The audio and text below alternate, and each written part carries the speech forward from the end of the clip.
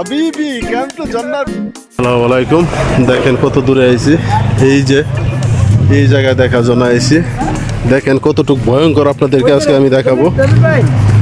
এই যে এই পাথরটা পইরা, এই যে এটা রাস্তা ছিল, এই পাথরটা পইরা চায়া দেখেন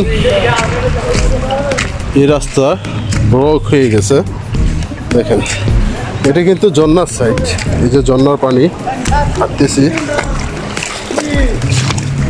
এই যে দেখেন এর এক একটা পাথর কয়েকশো টন হবে, কয়েকশো টন। চাই দেখেন কত উপর থেকে ভেঙে পড়ছে।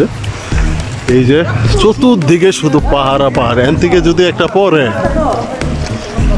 কেমন তো তিনি কট, কেমন তো তিনি কট।